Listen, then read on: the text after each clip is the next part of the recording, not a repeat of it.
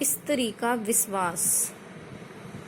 एक स्थान पर एक ब्राह्मण और उसकी पत्नी बड़े प्रेम से रहते थे, किंतु ब्राह्मणी का व्यवहार ब्राह्मण के कुटुंबियों से अच्छा नहीं था।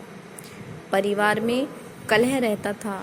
प्रतिदिन के कलह से मुक्ति पाने के लिए ब्राह्मण ने माँ बाप, भाई बहन का साथ छोड़कर पत्नी को लेकर दूर देश में जाकर अकेले घर बसाकर रहने का निश्चय किया। यात्रा लंबी थी। जंगल में पहुंचने पर ब्राह्मणी को बहुत प्यास लगी। ब्राह्मण पानी लेने गया। पानी दूर था, देर लग गई। पानी लेकर वापस आया तो ब्राह्मणी को मरी पाया। ब्राह्मण बहुत व्याकुल होकर भगवान से प्रार्थना करने लगा। उसी समय आकाशवाणी हुई कि ब्राह्मण, यदि तू अपने प्राणों का आधा भाग इसे देना स्वीकार करे तो ब्राह्मणी जीवित हो जाएगी। ब्राह्मण ने यह स्वीकार कर लिया। ब्राह्मणी फिर जीवित हो गई। दोनों ने यात्रा शुरू कर दी। वहाँ से बहुत दूर एक नगर था। नगर के 12 में पहुंचकर ब्राह्मण ने कहा, प्रिय, तुम यहीं ठहरो, मैं अभी भोजन लेकर आता हूँ। ब्राह्मण के जाने के बाद ब्राह्मणी अकेली रह गई। उसी समय 12 के कुएं पर एक लंगड़ा किंतु सुंदर जवान रहट चला रहा था।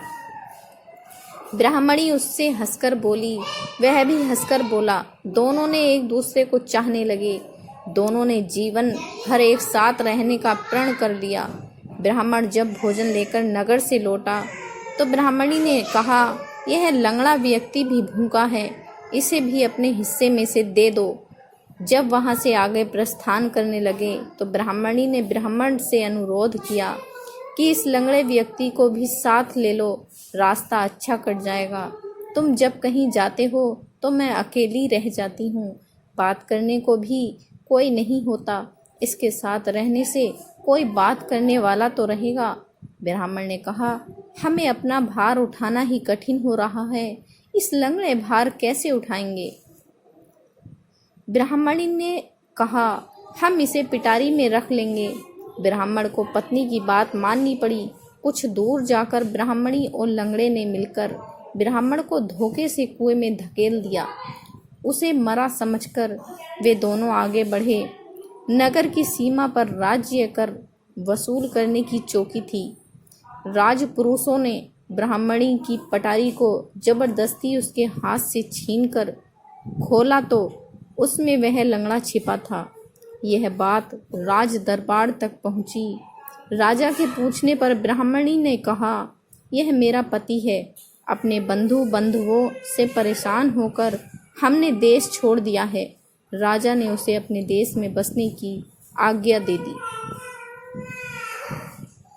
कुछ दिन बाद किसी साधु के हाथों कुएं से निकाले जाने के उपरांत ब्राह्मण भी उसी राज्य में पहुंच गया। ब्राह्मणी ने जब उसे वहां देखा तो राजा से कहा कि यह मेरे पति का पुराना वैरी है, इसे यहाँ से निकाल दिया जाए या मरवा दिया जाए। राजा ने उसके वध की आज्ञा दे दी। ब्राह्मण ने आज्ञा सुनकर कहा, देव, इस स्त्री ने मेरा कुछ लिया हुआ है, वह मुझे दिलवा दिया जाए। राजा ने ब्राह्मणी को कहा, देवी, तूने इसका जो कुछ लिया हुआ है सब दे दे। ब्राह्मणी बोली, मैंने कुछ भी नहीं लिया। ब्राह्मण ने याद दिलाया कि तूने मेरे प्राणों का आधा भाग लिया हुआ है, सभी देवता इसके साक्षी हैं।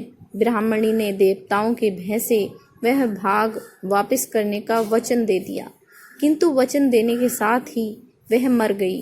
ब्राह्मण ने सारा वृत्तांत राजा को सुना दिया।